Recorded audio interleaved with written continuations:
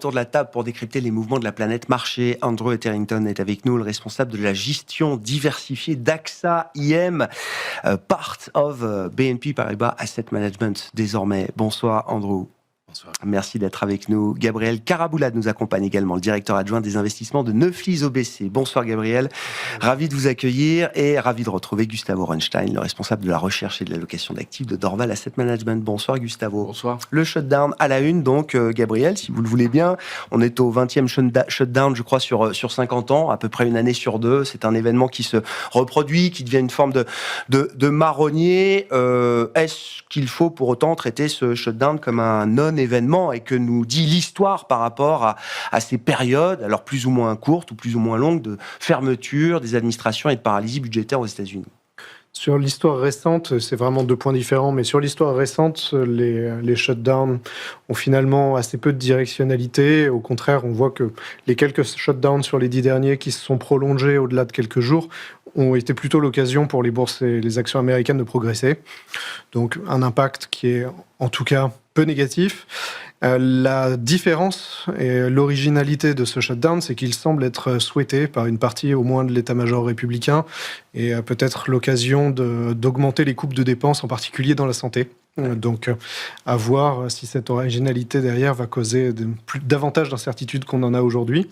Mais historiquement, plutôt peu d'impact. Ouais. Intéressant, mais ça veut dire que la question de l'emploi va être centrale, à la fois de savoir si Donald Trump, son administration, obtiendra des coupes claires dans les effectifs, et on ne parle pas juste de suspension ou de chômage technique, on parle véritablement de renvoyer des gens de l'administration, comme le Doge dirigé par Musk a pu le faire en début d'année, et puis la question des statistiques de l'emploi également, puisque la Fed nous a mis le nez sur la dégradation ou la décélération du marché du travail américain et qu'on manquera peut-être des statistiques qui auraient dû être publiées ce vendredi, Gabriel. Sur les statistiques, on s'attend à ce que cette décélération se poursuive. Ouais.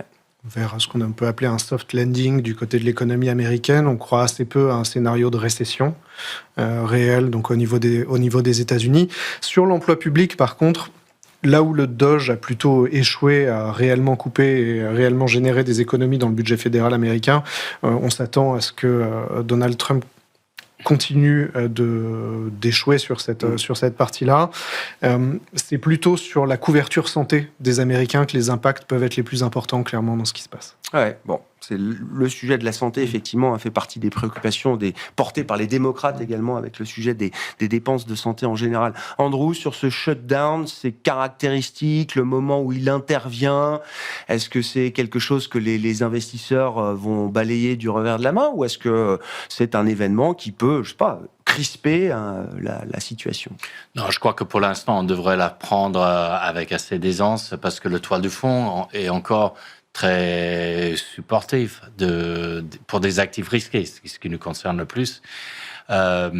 Si ça perdure, c'est clair que la situation peut se dégrader. Il va probablement profiter pour accentuer ce qui n'était pas fait par le Doge auparavant.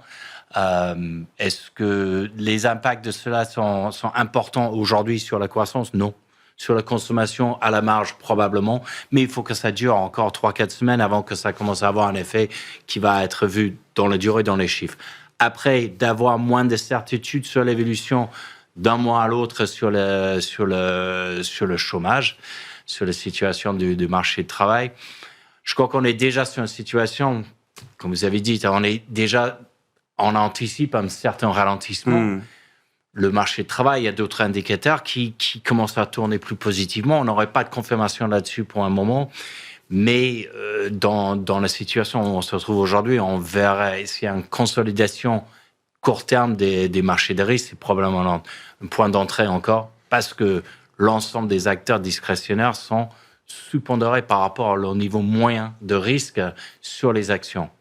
En général, sur le côté discrétionnaire, sur le côté systématique, ils sont largement exposés et il reste un petit peu pour augmenter leur exposition. Mais ce qui concerne plutôt les gestions discrétionnaires en sens large, ils sont pas au-dessus de nos moyens historiques pour l'instant. Donc ça nous conforte un peu dans l'idée que cette consolidation, c'est plutôt une opportunité qu'autre chose. Le fait que la Fed baissera encore sans doute ses taux à l'occasion de son meeting de fin octobre pour des gestionnaires discrétionnaires, comme vous dites, Andrew, ça peut être une incitation à aller un peu plus loin dans l'achat d'actions. Oui, je crois qu'on l'a déjà. En fait, quand on voit le comportement du marché, il n'y a pas eu de repli de 2% depuis plus que 3 mois, ce qui est assez rare. On a cette pression de manque, de terreur qu'on va manquer le prochain mouvement haussier. Et donc, graduellement, les gens ils sont en train de rehausser leur exposition dans une situation de marché où la volatilité est vraiment restreinte. Et quelque part, NFP, c'est les chiffres de chômage, c'est un des chiffres le plus volatiles de série. Et sans avoir ça, c'est les 2 points du mois qui sont assez chargés en volatilité avec l'inflation, que ça soit enlevé, quelque part, ça peut diminuer l'étoile de volatilité. Incertitude, ok, mais les gens probablement prennent ça comme une opportunité qu'autre chose. Bon, sur le shutdown et alors le fait qu'on n'aura peut-être pas les NFP de vendredi pour le mois de septembre, Gustavo, ça n'enlève rien au fait que le marché a décidé ou a plus qu'accepté l'idée que la Fed allait continuer de baisser ses taux et sans doute dès la fin du mois d'octobre à nouveau. Oui, du point de vue des investisseurs, il y a quand même une certaine impression de visibilité sur ce que va faire la Fed. Puisque grosso modo, le message, c'est de dire, on est tout, ils sont tous d'accord pour dire ça, tous les gouverneurs, c'est qu'on est quand même au-dessus du neutre, ou du niveau, et donc on doit y aller au fur et à mesure, que le niveau neutre, alors ils ne sont pas tous d'accord entre eux, mais enfin ça va tourner autour des 3%, et que du coup, voilà, on est attiré forcément dans cette direction-là. Après, il y a une question de vitesse, et ça, c'est effectivement, là, il y a quelques dissensions sur la vitesse éventuellement, mais la direction, en général, pas vraiment. Et bon, sous condition effectivement que le marché du travail confirme qu'il est bien en train de se refroidir, même s'il n'est pas très froid, mais enfin quand même se refroidir. Et bon, forcément, les chiffres de l'ADP vont dans ce sens-là. Le fait qu'on ne connaisse pas les chiffres effectivement officiels du BLS, bon, je ne pense pas que ce soit extrêmement problématique. On les connaîtra peut-être dans une semaine. En moyenne, je crois que les shutdowns durent, 8 jours, quelque chose comme ça. Et le maximum, c'était en 2019, je crois, 34 jours. Ouais, 2018-19, c'est ça, voilà, effectivement, déjà sous Trump. Ouais. Donc, voilà à peu près les possibilités. Donc, bon, si on attend 1 ou 2 semaines pour les chiffres de l'emploi, ce n'est pas extrêmement important. Pour l'instant, tout semble indiquer que, grosso modo, le scénario de la Fed est en cours, c'est-à-dire un marché du travail qui faiblit, et une inflation qui, ok, est un peu plus élevée que ce qu'il faudrait, mais n'est pas si loin des cibles. Et surtout, l'effet des droits de douane, qui est le principal effet qui inquiète, semble plutôt temporaire. Et sera d'autant plus temporaire que le marché du travail est faible, précisément. C'est l'équilibre des deux. Ouais. Donc, tout ça, ça donne une impression, effectivement, une certaine visibilité sur la Fed. Et ça participe à un environnement un peu Goldilocks, du coup Bien sûr, l'environnement favorable à la prise de risque. L'équilibre, voilà, le Goldilocks, l'équilibre entre comme toujours les marchés, c'est cet équilibre entre les conditions cycliques et les conditions financières, les conditions monétaires, et cet équilibre, voilà, est toujours positif. Ça a été dit, on partage évidemment ce point de vue. Mais l'inconvénient avec les marchés financiers, comme toujours, c'est que quand ça c'est vrai, et forcément les valorisations sont un peu plus chères que voilà, et que il y a alors, est-ce qu'il y a de l'enthousiasme, de l'excès? C'est très compliqué de savoir, mais il y a des morceaux, des endroits où, effectivement, il y a pas mal d'enthousiasme. Et on le comprend, mais forcément, les marchés sont pas... C'est rare qu'on trouve des points où toutes les conditions sont parfaites, et en plus, c'est pas cher, et en plus, il y a personne. Non, oui, bien sûr, ouais. Sur l'appétit pour le risque, et notamment quand vous regardez le marché américain, Gabriel, quelle analyse vous en faites entre la force, le momentum, le thème de l'IA, évidemment, qui guide ce marché américain depuis un moment maintenant, et les vulnérabilités, peut-être, qu'il peut y avoir aussi dans ce marché d'action, notamment aux États-Unis. Est-ce qu'il y a des signaux faibles, des canaris dans la mine, ou en tout cas des choses à surveiller aujourd'hui, malgré des records qui sont battus quasiment tous les jours, ou au moins toutes les semaines? Je crois que le S&P doit être à une trentaine de records sur un peu plus de 40 semaines d'activité cette année. Et la croissance des bénéfices est là. Ouais. Les multiples de valorisation sont plutôt dans le haut de la fourchette, mais très loin de leur record. Même si on regarde la tech spécifiquement, les PER, donc les multiples de bénéfices 12 mois sont autour de 29. Les pics du début des années 2000, pour mémoire, c'est 50. Donc on est évidemment au-delà de certains cas qui sont très particuliers. Je pense à certaines boîtes du quantique ou de l'intelligence artificielle, certaines entreprises qui sont peu rentables et avec des multiples de valorisation complètement délirants, où là, potentiellement, il peut y avoir quelques pièges. Si on regarde le marché américain dans sa globalité, on est sur un niveau qui nous semble plutôt sain, aujourd'hui, assez robuste. Et nos craintes sont bien davantage sur la devise que sur les actions en elles-mêmes. Ouais, c'est-à-dire ? Sur la devise, on pense que la moitié du chemin a été faite. On pense également qu'on va avoir droit à un petit rebond technique du dollar, peut-être 1,17 aujourd'hui, peut-être jusqu'à 1,15, mais la tendance est clairement baissière. On a un état-major républicain qui souhaite, et des théoriciens, notamment budgétaires de Trump, qui souhaitent clairement faire baisser le dollar bien plus loin, vers 1,25, 1,30. Donc ça, c'est de nature clairement à impacter les performances d'un investisseur européen qui investit aux États-Unis. Donc plus de prudence là-dessus, peut-être utiliser aussi des véhicules couverts sur le change de devise. On se couvre maintenant quand on achète des actions américaines ? Si l'exposition américaine est déjà élevée, si elle est très faible, comme l'immense majorité des investisseurs français, aucun problème. Le fait d'avoir 10-20% de dollars dans un portefeuille, c'est pas forcément très très grave sur les niveaux actuels. Par contre, pour un investisseur qui est très investi aux États-Unis, un peu de prudence. Oui. Ouais. Et comment est-ce que, quels vont être les drivers ? Comment est-ce que vous voyez la baisse du dollar effectivement se poursuivre si on est à la moitié du chemin, comme vous dites aujourd'hui, Gabriel ? Deux choses. La première, ce serait une prise en main de la politique de la Fed par l'équipe Trump. Là, ce serait de nature réellement à faire baisser davantage le dollar. Et d'autre part, la dérégulation du secteur financier, en particulier, qui pourrait peser, et du crédit, qui pourrait peser sur la devise à plus long terme. Si on va dans des scénarii un peu extrêmes, on peut envisager également donc, la mise en place de caps sur les taux longs, des choses qui ont pu être faites il y a quelques décennies, qui là aussi peuvent peser très fort sur le dollar, mais on est sur des scénarios qui ont beaucoup moins de probabilité de se produire. Ouais. Oui, donc le premier instrument pour faire baisser le dollar, c'est la Fed déjà. C'est que la Fed cède. On a vu, je ne sais pas si vous avez vu passer ce tweet, ou l'équivalent de tweet de Donald Trump sur son réseau social, pour lequel je ne ferai pas de publicité, mais où on voit un dessin avec Jérôme Powell et Trump qui lui dit « You're fired ». C'est relativement transparent en termes de message. Bon. Pour l'instant, il y a quand même, je crois que Lisa Cook là, obtient encore aujourd'hui la possibilité de continuer d'exercer son job de gouverneur au sein du directoire de la Banque centrale américaine. Allons-y peut-être sur le dollar, Andrew. Est-ce que vous êtes partagez l'avis de Gabriel ?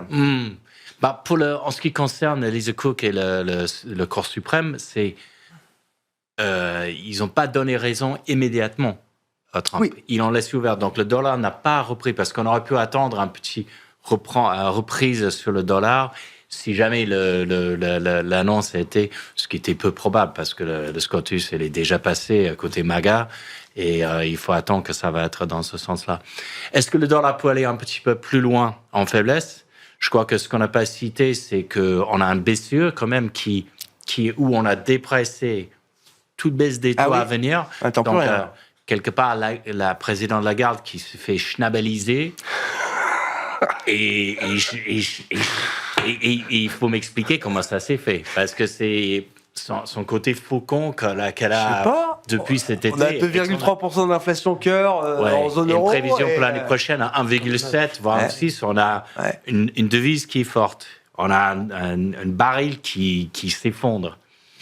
On a 10% de mouvement d'exportation chinoise des États-Unis jusqu'en Europe depuis cet été. Que depuis cet été, il y a déflation partout. Et l'Allemagne qui n'a pas bougé depuis 2 ans, la France qui bouge pas beaucoup. Certes, dans les pays méditerranéens, c'est très fort et excellent. Ils reprennent des bénéfices du travail qu'ils ont fait auparavant. Oui. Mais certes, le dollar, je crois que le problématique pour le dollar, c'est l'asymétrie. Jusqu'à présent, le mouvement est plutôt lié à l'écart de taux. Ouais.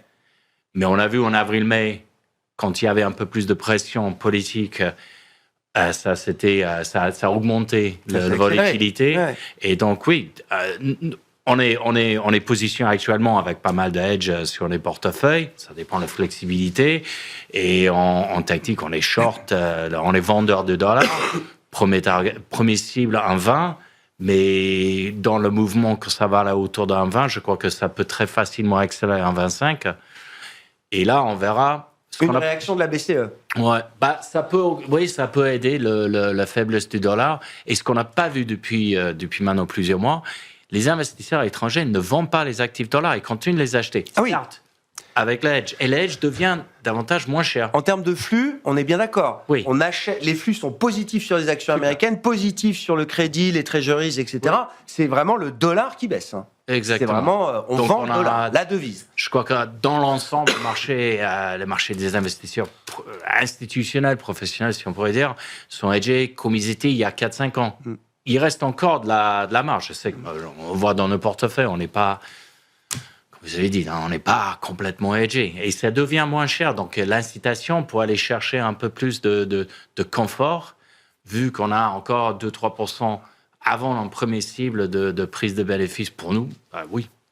Qu'est-ce que ça change ou pas pour d'autres banques centrales que la Réserve fédérale américaine, Gustavo, se remette à baisser les taux, au moins pour quelques meetings. On verra jusqu'où la Fed va, mais qu'est-ce que ça change? Oui, pour la BCE qui, elle, semble se satisfaire de sa position actuelle, au point que d'ailleurs le marché n'anticipe plus rien de la BCE. Oui, tout à fait. Bon, il y a une sorte de prise de relais, c'est ça qui est le côté positif. Tant que c'était la Banque centrale européenne qui baissait les taux, voilà, elle était dans cette dynamique-là et aidait les marchés. Et puis là, c'est la Fed qui prend le relais pendant que la BCE s'arrête et pendant que la Banque du Japon, elle va dans l'autre sens. Enfin bon, il y a un peu d'hétérogénéité dans ces choses-là, mais je ne pense pas que ce soit très, très problématique. Je voulais juste revenir un instant sur le dollar pour rappeler quand même que le point de départ, c'est quand même un dollar très cher. Sur une base multilatérale, c'est quand même très, très, très cher. Du coup, à la limite, sans avoir aucune idée de rien du tout, c'est pas scandaleux que le dollar baisse déjà. D'accord. En plus, une forme de retour à la moyenne, quoi. Voilà. Bon, en plus, effectivement, depuis notamment 2022, il y a une fragilisation du statut, on va dire, pas forcément de réserve de change, mais en tout cas d'actifs sans risque absolu sur les marchés financiers, à la fois des trésoreries eux-mêmes, et puis, enfin des taux longs, et puis du dollar, et qui a beaucoup bénéficié à l'or, hein, donc... Bon, on pourra en parler par la suite. Mais bon, il y a ces aspects-là, et qui aussi bénéficient à l'euro, en fait, indirectement, qui est la deuxième devise mondiale, de loin. Mais enfin, quand même, la deuxième, loin derrière les autres. Hein, c'est pas le yuan. Il faut bien avoir conscience que malgré tout ce qu'on peut dire sur la Chine et son extraordinaire puissance et les parades militaires, c'est un tout petit morceau dans l'épargne mondiale. Voilà, très, très, très peu de gens en dehors de Chine sont investis en yuan. Et on comprend pourquoi. Donc, l'euro est quand même bénéficie indirectement de ça. Concernant le niveau de change, c'est vrai que pour l'instant, la Banque centrale européenne n'en parle pas trop. Mais on a entendu ici ou là, quand même, effectivement, c'est 1,20. Bon, les chiffres ronds, c'est toujours un peu psychologique. Oui. Mais voilà, cette idée qu'à 1,20, on va quand même regarder. Ouais. Malgré j'aime beaucoup la schnabellisation, très bien. La garde, je retiens. Donc, effectivement, ils vont quand même à un moment, si ça va vite, surtout s'il y a de la vitesse, commencer à en parler. Et un autre point aussi qu'il faut avoir en tête, c'est que dans le fond, la dépréciation du dollar et l'appréciation de l'euro en face, ça participe quand même d'un certain rééquilibrage de deux zones. Une qui était quand même en grand déficit de la balance des paiements, les États-Unis, l'autre qui était très excédentaire, notamment à cause ou grâce à l'Allemagne. Des pays nordiques, ou des pays nordiques. Enfin, en tout cas, en fait, ça participe quand même aussi à un rééquilibrage. Et j'ai envie de dire, du point de vue de l'Europe, il vaut mieux avoir quelque part un équilibre avec un taux de change un peu plus cher, des taux d'intérêt un peu plus bas. Donc c'est là où c'est important que la Banque centrale européenne ne reste pas non plus dans cette position.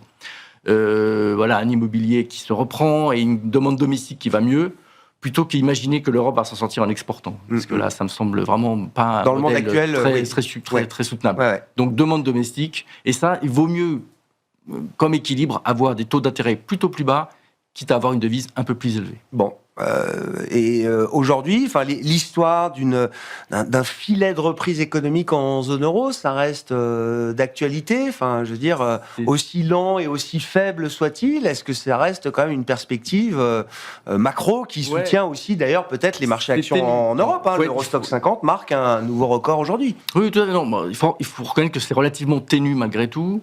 Il y a le plan allemand qui est là et qui est une sorte d'aimant qui attire. Et donc, même si on se dit, mais c'est pas, ça va mettre du temps. Oui, mais c'est devant nous. Donc, ce côté dérivé seconde maintient. Bon, le cas français, évidemment, va dans l'autre sens. Et puis, il y a les pays du Sud. L'Espagne qui va plutôt bien. Et l'Italie, je pense qu'il y a beaucoup d'optimisme quand même sur l'Italie. Et là, c'est pas évident que toutes les promesses soient tenues. Et on sait l'effet énorme qu'a eu l'histoire du super bonus dans la construction. Et ça, c'est en train au fur et à mesure de partir. Donc, et puis bon. Si l'Italie a gagné en stabilité politique, elle n'a pas pour autant résolu tous ses problèmes structurels. Non, les questions de productivité, les questions démographiques, ça n'a pas changé en l'espace de 3 ans. Donc, ça, c'est des choses quand même qui restent compliquées. Mais bon, pour l'instant, on profite d'un moment, quelque part, du point de vue des marchés financiers, d'un point de vue financier globalement d'ailleurs, qui est positif pour la zone euro. Ouais. D'accord avec ça, Gabriel. Chez Neuflize OBC, les actions européennes, ça reste une zone d'investissement confortable. Comme vous le disiez, corrigé du dollar, la performance des marchés américains n'est pas si flamboyante que ça, comparée à ce qu'on peut observer sur nos marchés d'actions en Europe. Je mets la France à part, bien sûr. C'est une zone dans laquelle on croit, avec un grand si qui est lié principalement à l'implémentation du plan Draghi. Ouais. C'est 483 mesures dont certaines études disent qu'à peu près 20% sont en cours d'implémentation et 10% ont déjà été implémentés. Donc c'est un rythme qui est lent. Draghi l'a rappelé. Pour l'anniversaire de... Lui-même en convient, ça ne va pas assez vite. Ça ne va pas assez vite. Il fait le constat que l'Union européenne, globalement, est dans une zone qui est plus risquée aujourd'hui, moins confortable qu'elle ne l'était il y a 1 an, donc que ça ne va même pas dans le bon sens. Mais pour nous, c'est l'effet TINA. C'est pas d'autre alternative que d'implémenter et d'aller vers une convergence. On parle au moins pour les marchés de capitaux, pour l'union bancaire, pour... beaucoup de mesures, et en plus, les mesures qui ont été évoquées sur le soutien à la consommation, le soutien à l'activité, je pense au plan allemand, sur l'investissement dans les infrastructures, sur les investissements dans la défense, mais pas seulement en Allemagne, de façon générale.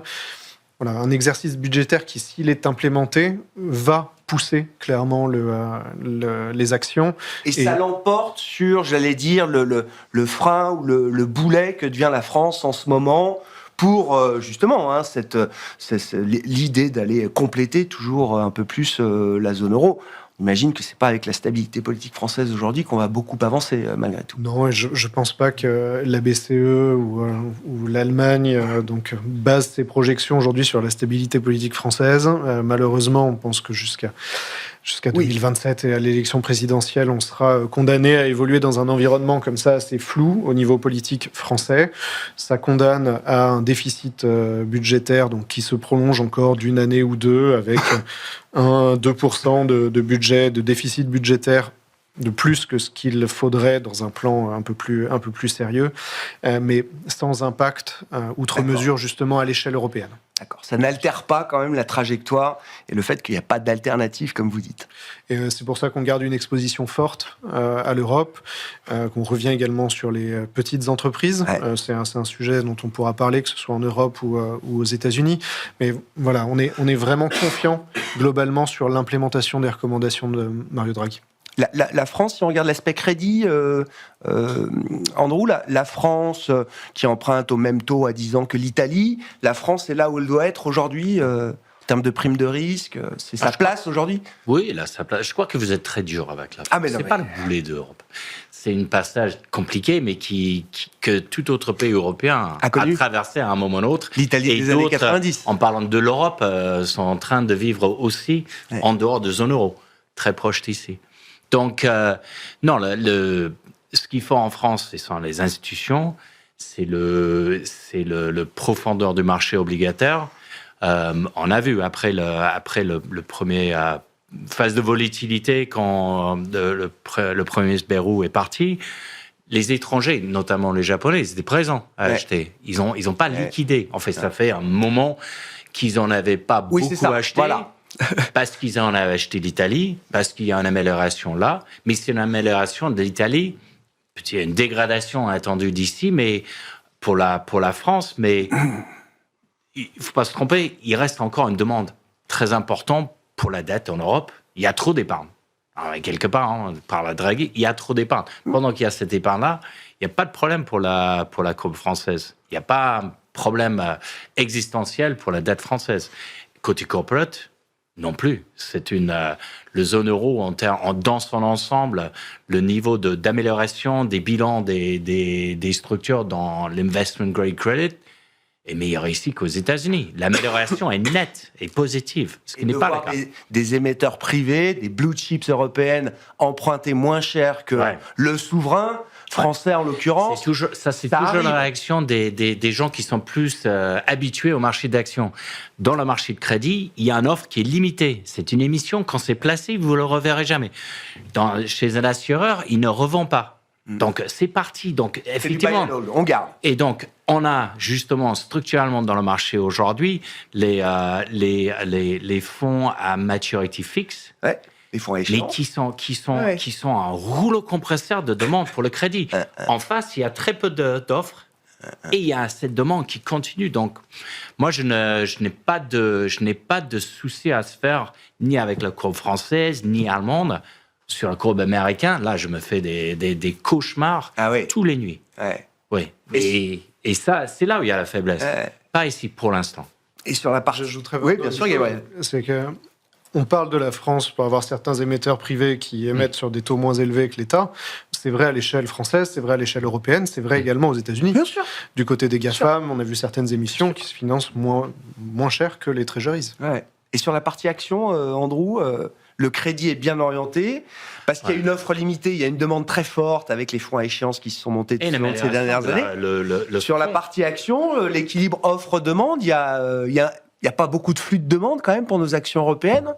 Non, je crois que ça s'améliore quand même. Ouais, ça s'améliore. Certes, le dernier trimestre n'était pas flamboyant. Le début de l'année était beaucoup mieux. Ouais. Je crois qu'en parlant avec nos investisseurs à l'étranger, ça fait longtemps qu'ils ne sont pas passés le pas à acheter en Europe, surtout sur les actions, mais ils sont intéressés. Les conversations qu'on a avec nos clients en dehors de l'Europe montrent de l'intérêt. Surtout qu'il y a la question de dollar, les questions de valeur relative. Si on trouve des tech en Europe, l'écart de valorisation avec les États-Unis est important quand même. Encore plus loin, on est pas mal exposé sur la tech en Chine actuellement. Pourquoi ? Parce que c'est pas cher en relatif. Et on n'a pas le même risque, ou on n'a pas la même expérience avec les devises qu'on a eues et l'asymétrie de ce qui peut être le risque de porter des actifs dollars. Même si, dans le fond, la croissance, on est quasi sur le Nowcast, on est quasi à 4%. Donc, les baisses des taux, ils vont en avoir, mais pas tant que ça. On verra, ils n'ont pas besoin de ça. Non, on peut avoir une impulsion budgétaire positive l'an prochain aux États-Unis. Enfin, je veux dire, on peut avoir du fiscal aussi qui revienne aussi en soutien, peut-être, de l'économie, pour faire chauffer tout ça et obtenir une croissance nominale maximale dans une année d'élection de mi-mandat. Qu'est-ce qui vous intéresse ? L'Europe, je veux bien qu'on en dise un mot aussi avec vous, Gustavo. On a parlé, des marchés actions en général. Il y a la dimension small et mid cap, on va en reparler dans le dernier quart d'heure, mais est-ce que, au-delà du discours, au-delà des performances qu'on observe, est-ce qu'il y a un intérêt nouveau ou renouvelé pour ce segment de marché beaucoup plus domestique, qui colle peut-être beaucoup plus à la réalité européenne également ? Oui, c'est vrai que ce qui s'est passé depuis le début de l'année, ce qui a vraiment marqué tout le monde en Europe, évidemment, c'est la performance extraordinaire des banques, qui était quand même un secteur détesté, que plus personne ne voulait investir. Et c'est le secteur qui a fait de loin le mieux et qui a tiré l'ensemble de la cote. Donc voilà, fait toujours des choses. Et on rappelle toujours la même chose, je le redis, c'est-à-dire qu'il faut quand même essayer de détacher un minimum ce qu'on pense de l'Europe, de l'économie européenne ou de l'Europe puissance, et quel que soit de la bourse. En fait. Des marchés d'action. Ouais. Je regardais par exemple la composition du CAC 40, c'est drôle, 30% c'est le secteur manufacturier maintenant, c'est le capital goods. ne peut pas dire que la France soit l'exemple type du pays manufacturier. Et pourtant, ça fait un tiers de l'indice CAC 40 qui, encore une fois, n'a que très peu de rapport avec ce qui se passe en France. Et voilà, donc les valeurs comme Schneider, qui dorénavant le plus gros poids du CAC 40, n'a pas de... son chiffre d'affaires en France, c'est pas son principal driver. Donc, il faut bien distinguer les deux. Et oui, il y a des choses intéressantes qui se passent en Europe. Et comme je le disais tout à l'heure, il y a une sorte de cycle financier positif en Europe qui permet de faire effectivement baisser les spreads de crédit, qui permet d'alimenter un peu le marché action, qui soutient le secteur financier, qui soutient les banques également, qui soutient le crédit bancaire. Tout ça, c'est ça l'espoir qu'on a, c'est que ce cycle financier finisse quand même par impacter un peu l'économie réelle. Mais nous semble qu'on aura quand même besoin que la Banque Centrale Européenne y participe un peu. Un peu même plus que ce qu'elle l'a fait jusqu'à présent. Voilà, donc il nous semble quand même si aujourd'hui, effectivement, les attentes, c'est plus rien, mais que la Banque Centrale Européenne va quand même participer un peu à aider la zone euro. Small et mid cap européenne, notamment, Gabriel, c'est un intérêt important pour vous, chez Neuflize OBC, pour vos clients? Plus que pour les small et mid cap américaines. Ouais. On attend en général, la surperformance des small et mid cap américaines se fait après les phases de récession. Donc en phase de recovery. Ouais. Donc on n'y est pas aujourd'hui et donc on est plus prudent. De l'autre côté de l'Atlantique, côté français, côté européen. Alors c'est un secteur, les small et mid qui sont beaucoup plus liés aux politiques. Donc justement sur les small et mid cap françaises, on va être un peu plus prudent. À l'échelle européenne, par contre, oui, il y a un différentiel de valorisation. On en parle beaucoup et on en parle depuis des années puisque ce différentiel de valorisation entre les petites et les grandes capitalisations n'a fait que se creuser. On a toujours dit qu'il y allait avoir un effet de rattrapage.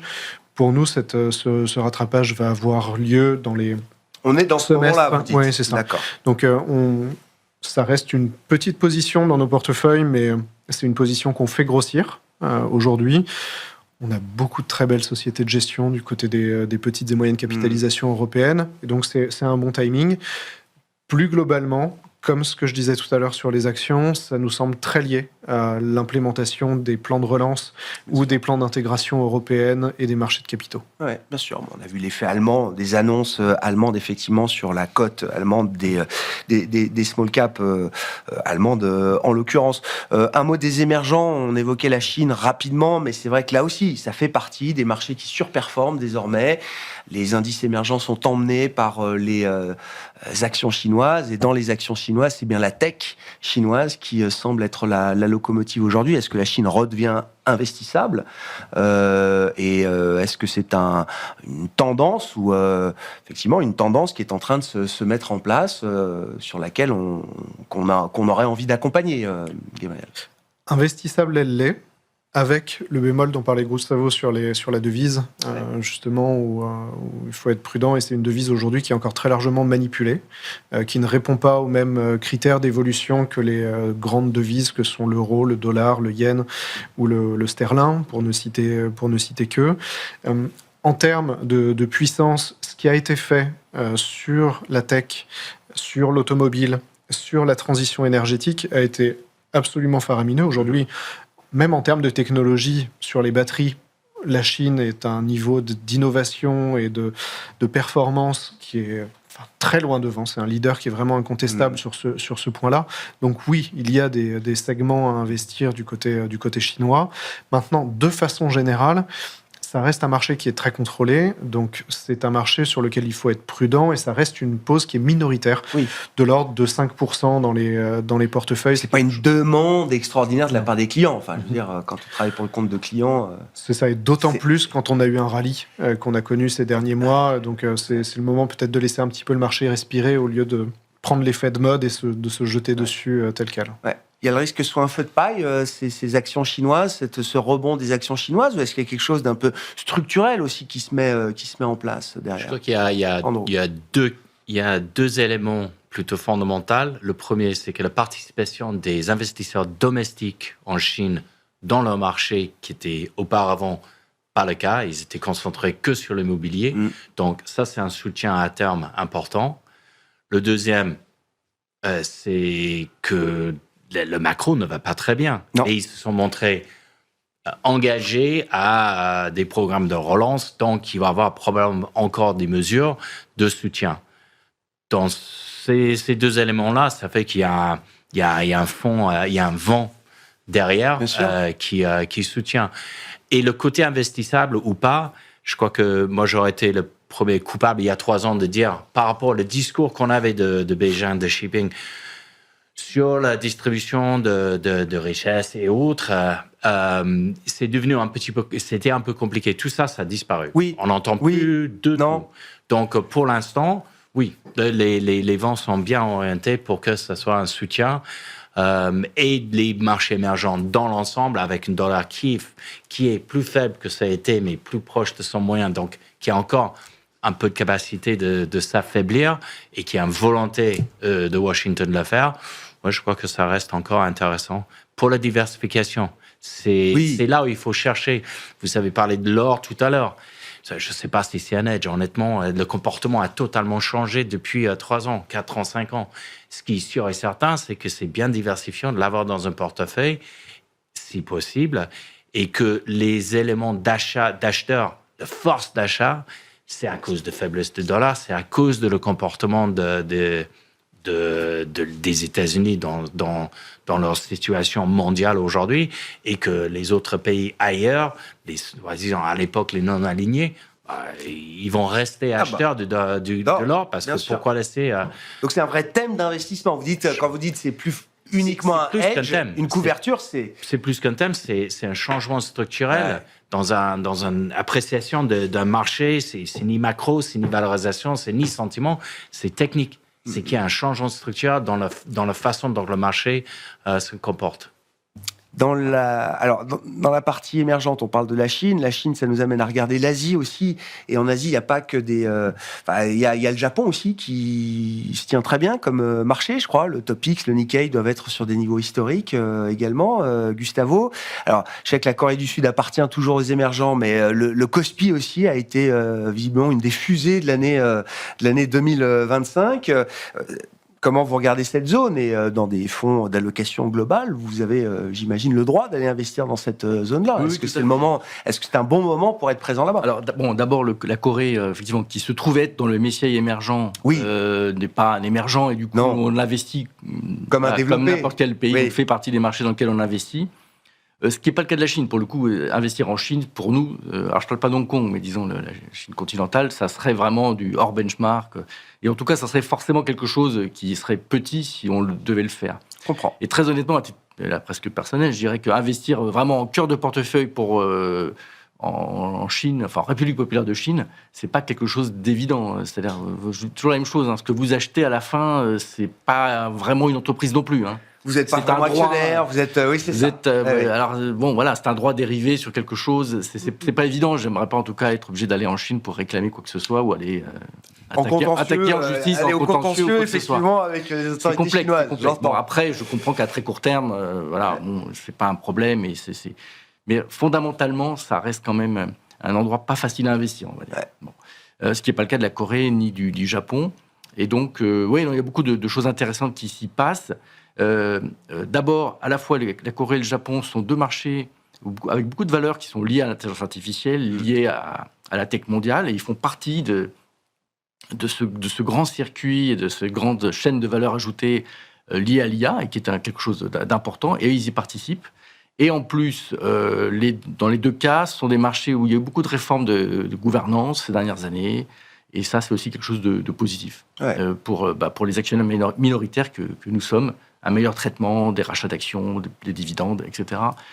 Et donc ça, c'est des choses aussi qui sont positives. Et enfin, d'un point de vue macro, c'est surtout vrai pour le Japon. On connaît l'histoire du Japon, c'est-à-dire sortir de 30 ans de déflation. C'est un changement majeur pour cette économie, et c'est très bon pour notamment le système bancaire, les finances. Vous croyez à la reflation japonaise? On croit à la reflation japonaise. Et notamment donc le secteur bancaire en bénéficie, et donc c'est aussi une de nos convictions et de nos positions des bancaires à la fois européennes et japonaises dans les portefeuilles. Le Japon en reflation, tout est permis désormais, après 30 ou 40 ans de déflation. Merci beaucoup, messieurs. Merci d'avoir été les invités de Planète Marché ce soir. Gustave Orenstein, d'Orval Asset Management, Andrew Etherington, AXA IM et Gabriel Karaboulad, Neuflis OBC étaient nos invités.